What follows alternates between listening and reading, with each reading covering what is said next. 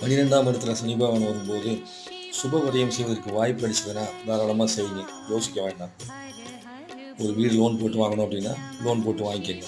அதனால் என்ன ஆகும்னா 12ஆம் இடத்துல வரக்கூடிய மற்ற பாதிப்புகள் வந்து உங்களுக்கு வராது. வாய்ப்பு இருக்கிறவங்க அதை பயன்படுத்திக்கலாம். இல்லைன்னா என்ன பண்ணலாம், சின்ன சின்ன லெவலில் வந்து ஏதாவது ஒரு கோயிலுக்கு போய் பண விரயம் பண்ணுற மாதிரி பண்ணுங்க. ஏதாவது கோயிலில் அன்னதானத்துக்கு டொனேஷன் கொடுத்து பணத்தை கொண்டு போய் விரயம் பண்ணுங்க. யாராவது ஒருத்தருக்கு உதவி செய்வதாக இருந்தால் அதை நீங்கள் வந்து செய்கிற மாதிரி கொஞ்சமாக கொடுத்து நீங்கள் வந்து அந்த விரயத்தை ஏற்றுக்கிட்டீங்க அப்படின்னா உங்களுக்கு பெரிய விரயம் வராமல் நீங்கள் தப்பிச்சுக்க முடியும். அப்போது ரொம்ப கையில் இருக்கிற காசுலாம் கரைஞ்சு போகுது, அந்த மாதிரி கஷ்டம் இல்லாமல் உங்களுக்கு ஒரு வாய்ப்பு கிடைக்கும். நீங்கள் இப்போ தொடர்ந்து கோயிலுக்கு போகிறதுக்கு விரயம் பண்ணும்போது அதுக்கு தகுந்த மாதிரி உங்களுக்கு பணம் வரும். அங்கே போய் செலவழிக்கிறப்போ உங்களுக்கு மனதுக்கு ஆறுதல் கிடைக்கும். ஒன்றும் உங்களுக்கு பாதிப்பாக தெரியாது. இதே வந்து சுப விரயமாக நீங்கள் பண்ணீங்க அப்படின்னா அந்த சுப விரயத்தினால பின்னாடி அந்த விரயங்கிறது உங்களுக்கு வரவா வரும். அப்போ பாதிப்பு தெரியாது. அதனால் இந்த வழிமுறையை பின்பற்றி பரிணாமத்தை